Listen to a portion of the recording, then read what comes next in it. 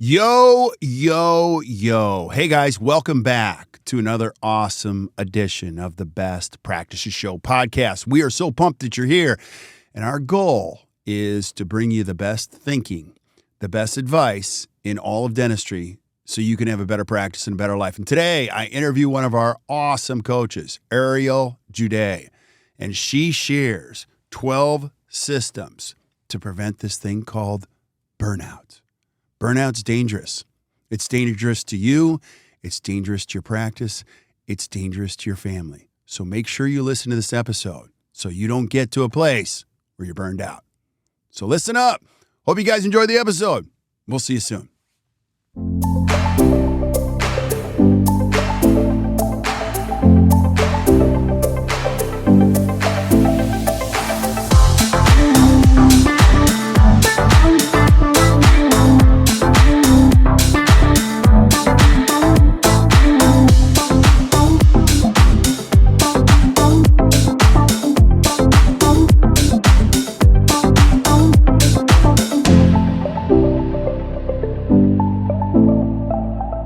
Hey guys, welcome back to the Best Practices Show podcast. One of the things that happens in any great practice or any great business is you start to feel a little tired. You start to say to yourself, I don't know, this isn't feeling as good. And physically you wear down a little bit, and then emotionally you wear down a little bit. And eventually, if you don't take care of it, it gets to what we call burnout. And today we have an amazing coach on, Ariel Juday, who is awesomely talented. You're going to see she's brilliant.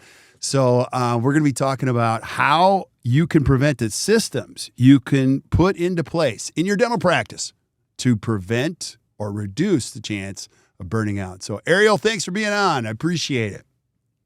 Yeah, I'm happy. I'm excited to talk about how we can decrease the chances of burnout for our dentists and our team members. Yeah. I always like to start here. Let's start here. So you're an amazing coach here. You're very humble. You don't brag a lot, but I'll brag about you. So, you bring a great perspective into not onto our coaching team, but I want people to just tell us a little bit of your story. Who's Ariel? What's your story? Tell us your background. So for those that don't know, I'm very administrative and system-based background. So anything that comes up in the office, I think, hey, there's got to be a system or there's something in place.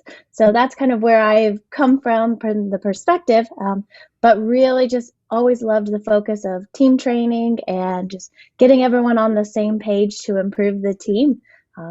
Pretty much been in several different types of offices on, like I said, the administrative side. And I got my master's in healthcare administration, so it makes me feel smarter sometimes, but not sure if that really does.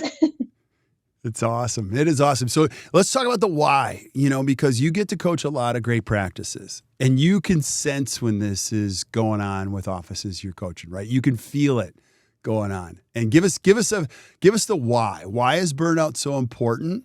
And what are some of the things that you see when you see it to start happen in an office? What are your thoughts? Well, the number one thing I see with team members is turnover. So when they get burned out, right, they start looking, they make irrational decisions of, hey, I'm going to go find the next best thing. And it's not always, we just can't make good decisions. Right. When you see it with dentists, right, they start having burnout and they start thinking, maybe I should just sell. And you lose that passion for why did you get into it? Why are you still in it, right? So I think the why is just to be able to keep that passion going and keep us grounded of why did we start this and why are we continuing? Yeah. I love how you said that. Like you really do make bad decisions when you're tired. I know that I can't make this decision right now. I'm just too tired. So my default mechanism will often be, I just got to go to bed, get a good night's sleep, and you feel better when you make decisions. And it has unintended consequences. Like these decisions go into other areas, but burnout, give us let's diagnose it a little bit. So we're going to talk about systems to prevent burnout, but how does it start? Maybe I'm a good intended dentist. I started this practice, Ariel. It's great. I had 4 team members. We go to meetings all the time. I took courses. Then it got bigger. Where does the burnout start to happen from your perspective? When they don't prepare for the growth, and they don't prepare and say, okay, things are working now, right? We see a lot of practices and they've made it so far just based off of, their own knowledge, or their people that they have are great team members. But what they don't realize is when you multiply team members or you multiply patients, things get stressful because we're not doing things necessarily the same way every time, or we don't have a system, or we don't have a checklist. So then things start getting missed and then we get overwhelmed. And I really see it start happening when we start questioning our ability to be able to take care of everyone. And they Yeah. just get overwhelmed and they let it come and go. And by the time they know it, they have so many patients and they just don't know what to do. They don't know where to put them. Team members don't know what they're responsible for. And it just really snowballs very quickly. A lot of my clients, they don't like to put some of these systems in place that we can talk about is early because they don't see the need for it. Right. And it's like, you don't necessarily need it right now. It will help for sure, but you need it as soon as you hit that growth. And by then it's too late to put in place. Yeah, it's so true what you just said. You use the magic words, take care of everyone. I think a lot of people get into this industry, which is an extremely noble industry because they love people. They like taking care of people. And your thought is, oh, I'll have 4 team members and then I'll take care of 8. And then it just becomes like, wow, this is a lot harder than I anticipated. And you use the magic word, which is systems. So how is a system going to help me with burnout, Ariel? Explain that piece. I think the easiest part is a system leads right into a checklist. Okay. Right? A system means that we all know what we're responsible for, when we're responsible for it, and how to get it done. So if we have every team member on board and they know what they're supposed to do, they have their daily tasks, they have their daily systems, then we know exactly where we're at in the system. And we don't go home thinking, did that get done? Did I miss that lab case? Did I forget to submit that insurance claim? Because as soon as we start taking work home with us is when we know we've already hit that burnout threshold. Yeah, you're speaking my language. So take us through some of these systems. So if I'm going to create a system that's going to prevent burnout, what's the first one that comes to mind? What would be a system or a checklist I'd create? The first one I would say is create just basic checklists and task lists for every position. So what is your admin team member's daily checklist? What is your office manager's daily checklist? What is your assistant and hygiene? And have one for everyone. So that way we know, one, are all of the tasks getting done? And two, are multiple team members doing the same task? Because we can easily divide it in a better, more efficient manner if we know who's doing what and if it's going towards that department's strengths. Right. So I'd say that one's not necessarily a system, but I think just starting, that's something everyone can do, is just make a daily task list for every position so that you know what to do, and then order it in the importance of the day. Okay. So first thing, I need to do this. Second, by lunch, this needs to be done. And then by the end of the day, I know everything has been done. So when I go home, I can enjoy time with my friends and family. Yeah, I love this. So a couple things. Number one, we always joke that team members are waterboarded. They're not really onboarded. They get thrown into these positions. Now, you as a dentist, I'll speak to you as a little. You think everybody gets it. You think you've told them all these times. You have to remember you're working with human beings, wonderful people, and they're trying to manage these situations. And they don't think like entrepreneurs. They're just trying to do the best they can every single day. So you have to give them the benefit of the doubt. And the cool thing about a checklist is it removes like all of the what if, well, how do I, it makes the job less overwhelming. Wouldn't you agree, Ariel? And I want to couple that with one question. Like, this is dentistry. You coach a lot of practices. Don't you think how many practices have checklists in for each team member and how many of them don't? Are you shocked by this number? So I'll let you answer that. Very shocked. You'd be surprised how many people are like, oh, we just do it. It's like, but what do you do? Or what do they do? Or you ask, well, what does your office manager do on a daily basis? And you'd be surprised how many dentists can't answer that. Well, she answers the phone, she submits insurance, I'm like, for 8 hours? What? So it just helps you to know. But I always like it too, is to be able to help my team members. So if someone's really busy, if you're really busy, don't even have to interrupt you, Kirk. I can say, okay, let me see your checklist. I Right. can see where you're at. And I say, well, I can help with that. And then I just go do it. So it also helps with that teamwork of, I know what everyone's doing. I can go and help them when they need it. And you'd be surprised how many people don't have a checklist because they think it's just common sense. They think we just know it. And even if it is common sense, what about when it gets hectic Yeah. and you've answered the phone after phone call after phone call? Oh, and now you have a patient walking in. Now you have an emergency. We're human. We forget things. And sometimes we just need that checklist to bring us back into, okay, where was I at? What do I need to do? Yeah, I love this because, again, if you're a dentist listening, one of the things you need is predictability. You need the days to work in a similar fashion. And you can't expect team members to carry that out unless they know the steps, and they can check those boxes. Another thing, because I've been there, is when you just trust people, that's a wonderful thing. But then you find without a checklist, who picks up those discrepancies and does it? You do. You go, nobody did it, so I'll just do it. And so there you start spending more energy that's allocated towards you per day. Carolyn Mace, who's an expert on energy, says God gives us $100 with energy. And when we spend more than $100, we start to experience pathologies in our body. So I can feel what you're saying, Ariel. Like when you don't have a checklist and you're just doing it yourself, you're like, oh, I'll just do that. I'll just do that. I'll just do that. And you also burn resentment in your belly. Like you're like, oh, no one can do anything. So don't get there because now you're on the downward slope. So I'm Addie. I've been doing this way too long. So you're going to have to reel us in, Ariel. We got a lot to share today. So I totally agree. Basic checklist for each position is absolutely critical. So what's another system you'd recommend to prevent burnout? This one I think is a little unique. But it's once you have that checklist in your system, I always tell everyone to have a plan B. So these are the 100 things we need to do in a day as plan A, but what do you do when you're short-staffed? Have that plan ahead of time so that the team knows, okay, if we're down a hygienist, these are the 90 tasks that absolutely need to be done. The other 10 are great, but if we don't get to it, we don't get to it. It's okay. If you're down an admin team member, what are the essential tasks that need to be done? And what are the ones that we say, hey, if these don't get done for the week that she's on vacation or out sick, we will still survive. But that way you don't leave it up to the team members to pick and choose what are the important tasks. Because remember, in the moment, we're not thinking straight. We're just going with the flow. And sometimes we fill our days with the easier tasks or the tasks that seem important, but maybe we've then forgot a whole week of insurance claims to submit.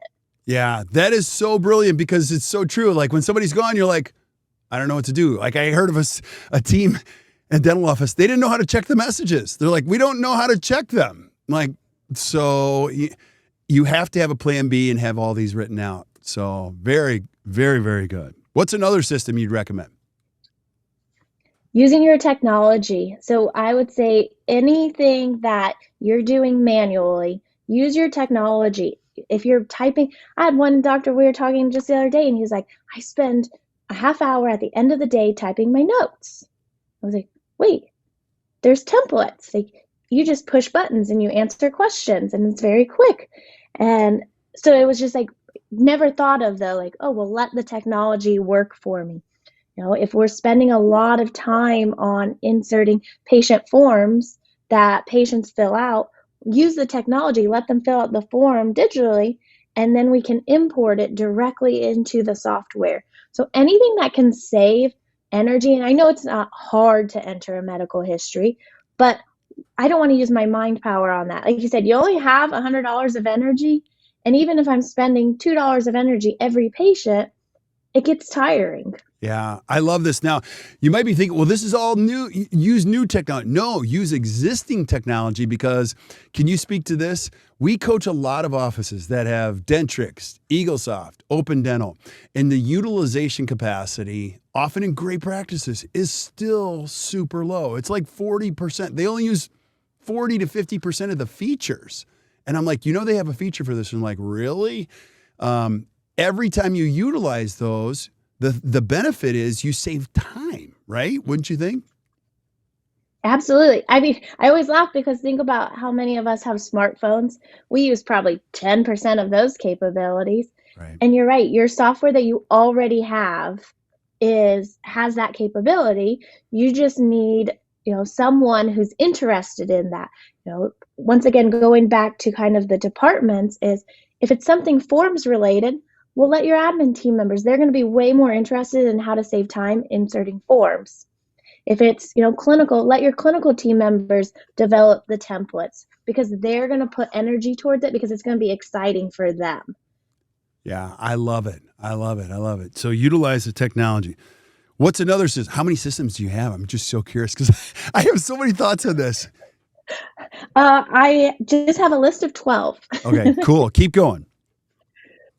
I would say after that is one is along with the task list, and it's always going back to these task lists and checklists, but have a spreadsheet internally and externally, who to go to for what.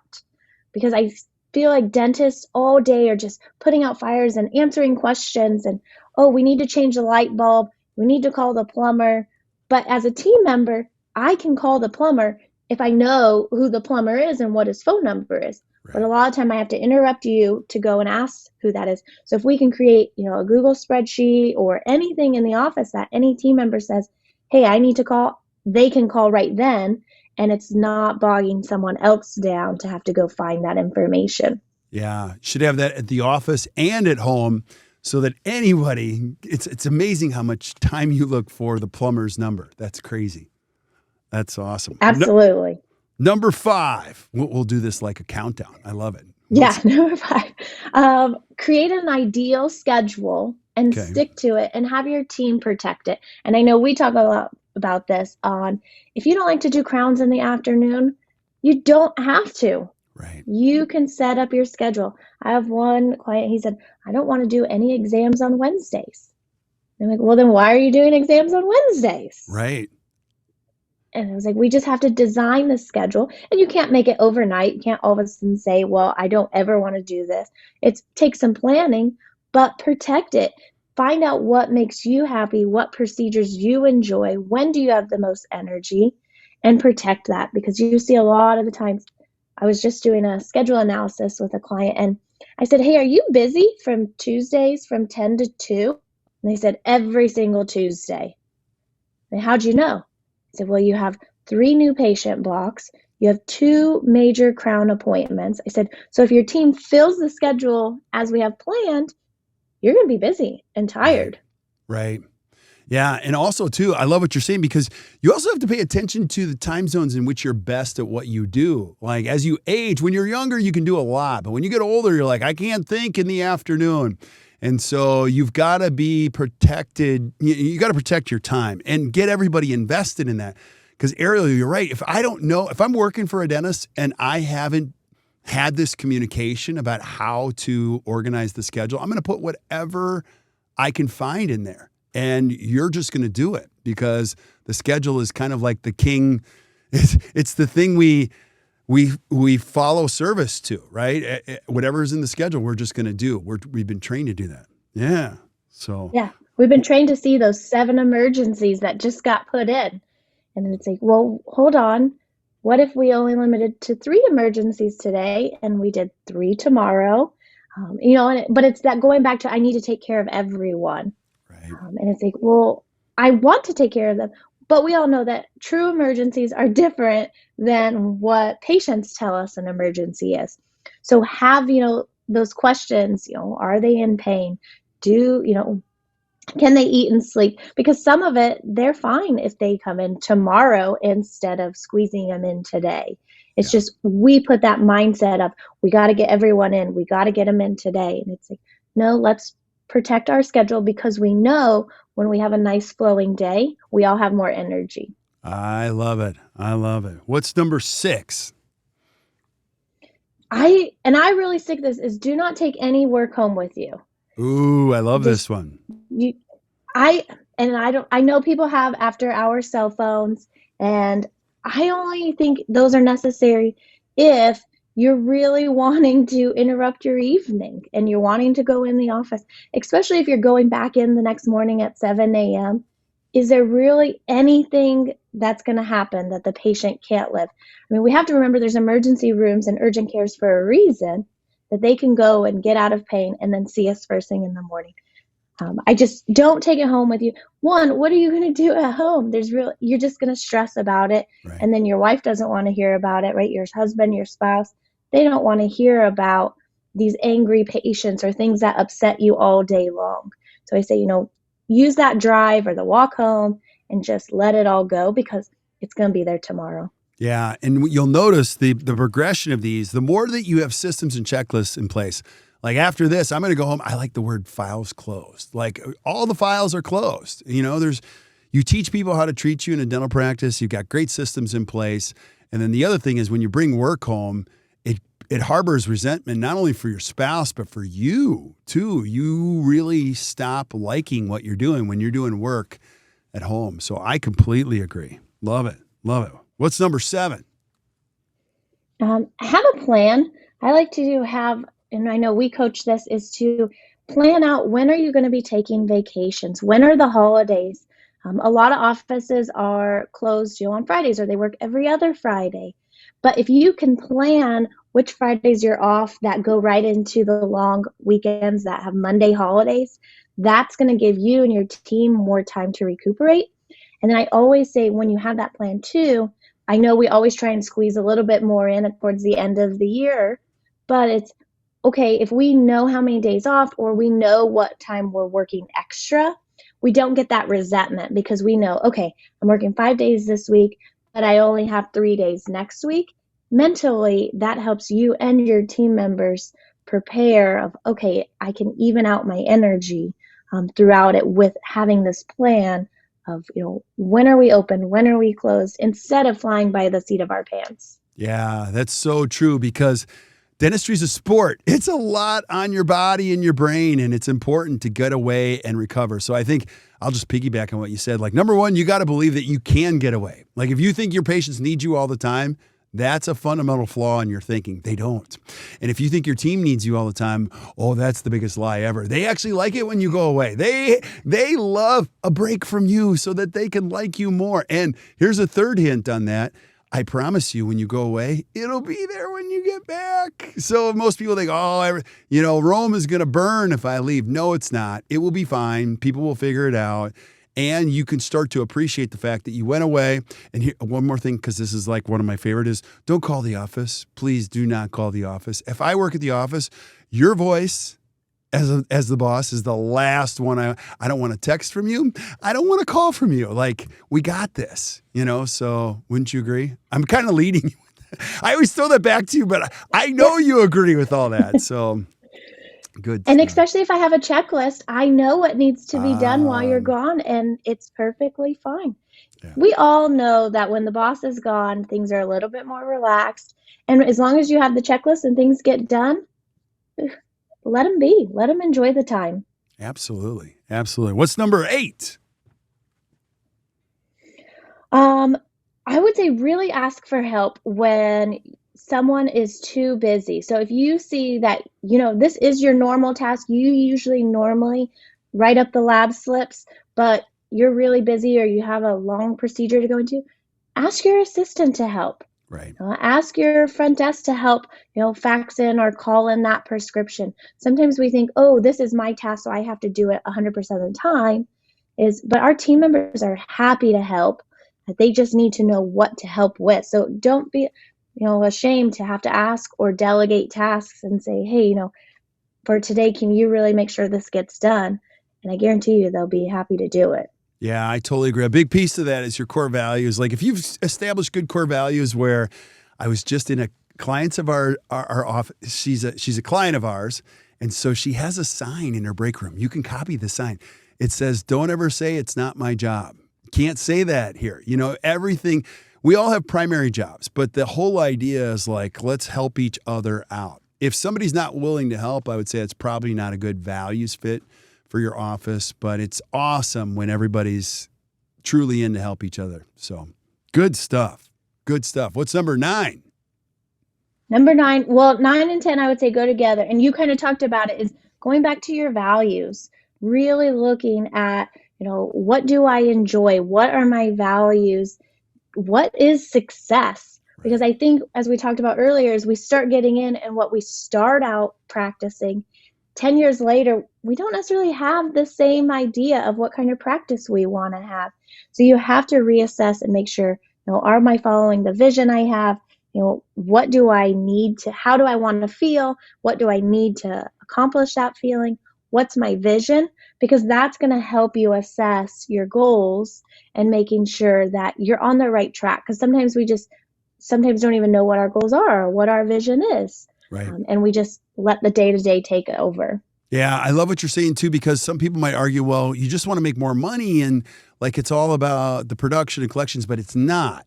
I get it when you're servicing debt to get started, but the older you get, the more you realize the value of time. So a lot of people listening to this, it's like, I don't want to work 10 more days or 20 more days or 7 more hours, It's how can we actually have a better life and still, obviously do well. So the question becomes, what is success for you? For me, it's got to be time, time, it's got to be joyful and time, so I think whoever's listening to this, like, you got to ask, what's success mean to you? So good stuff. Cool. Did we cover 10 or does 9 go with 10 or is there a different one for 10? 9 and 10. I had them separated. Review your goals, and your values. So I think, they go together. And even if you said, it's not about production, and even if it is early on for you, that doesn't mean seeing more patients, right? Or seeing them chaotically. So that's why you really have to assess and say, okay, how do I want to feel as well as making that goal? Yeah, because some goals are just too big, especially, hey, listen, I know if you're doing 1.5 and you go, if I can do 1.7, I've had people come up to me and go, I do 1.5 million a year. I think if I do 1.9, I'm like, dude, that's a lot more teeth. Like, that's not just a few more teeth. That's a lot more teeth. Sometimes producing more is not going to give you what you want. So if you can't figure it out, that's where you can just reach out to the help of an expert, because your problems, as you guys have always heard, like, it's not so much your problems, it's how you think about it. You got to think clearly about your next set of goals. And I like the whole idea of like sitting down and actually thinking about your goals, like thinking about, and I think what you're saying, Ariel, is absolutely true. Year by year, I like the idea of really planning 1 year at a time. We always talk about 3 years, but really understanding like what do I want to be this year? What do I want to experience this year? And what does that mean? And sometimes it's going to be tightening the gap with your PPOs. Sometimes it can be working a few days less. Sometimes it might be a vacation to something like Italy. Wouldn't that be cool? I want to come. So I don't know. Good stuff. So this is great. Ariel, what's number 11? Is just to be prepared. So a lot of team members are not reviewing the schedule, and they're being very reactive instead of proactive, because in the day, right, as you said, the schedule is, and we're just taking care of the schedule. But if I review it ahead of time, I know where there's times that it's going to get a little hairy. But what if I just could ask that patient to come in 10 minutes early, and it would relieve a whole much of stress? You can't do that the day of because the patient's already planned their day. So if I'm reviewing it 1 or 2 days or even a week in advance and trying to strategically make a plan, and then I can discuss that with my team and say, okay, this is how we're going to handle this. It wasn't scheduled just quite right, or we needed more time, but we don't have it. So this is what we're going to do. Ariel, you're going to go ahead and start this patient, go ahead and numb them. And once you have that plan, when you're in the moment, it's not chaos, right? You got it. You just follow the plan. And then you can see like, oh, we made it work. So if you're not having a huddle, definitely start having a huddle, because this helps you plan out that day. And just review the schedule, and not too far in advance, because we know schedule changes, but at least 1 to 2 days in advance so that you can make that plan. Yeah, I love it. And I learned so much from you, Ariel, like how you communicate. So as you teach things, I'm like, that's brilliant. And so some of you might be thinking, well, it's just my schedule that we're talking about, or patients in the schedule. No, you're proactively fixing problems by being prepared. You're fixing a lot of problems by being clear in a morning huddle. Like, one of the things I love that you say in an office is, okay, that patient, there's 3 patients that owe us money. They're going to come see me first before you start doing the dentistry. She owes me $2,200. We're going to have her come up to the front. And so as you can see, we're going to put a stop to this behavior that's not lending itself to a healthy practice long term. So it's not always about the procedure or the time. It's like solving one problem at a time for good the more you do up front. I also like the idea of never start a day before it's complete on paper. That's why I love how you talk about the huddle. It's like, I already know what's going to happen today. The flight plan is complete. We know exactly. Now, does it work perfectly? No. But for the most part, I know exactly where we're going to go today. And I just don't know how anybody can function without one. But they do. They end up functioning somewhat, right? But they do, and then they wake up in the middle of the night and text their team members, did we collect that $2,200? Right? And you start thinking of like, oh, did we do that? Or did that happen? Wait. Have you worked in a dental office before where you receive those texts in the middle of the night, like $2,200? That's really funny because when you tell those stories, it's like, oh, she's been in those positions before. That's so funny. That's another one. Don't text your team members after hours. Stop doing that.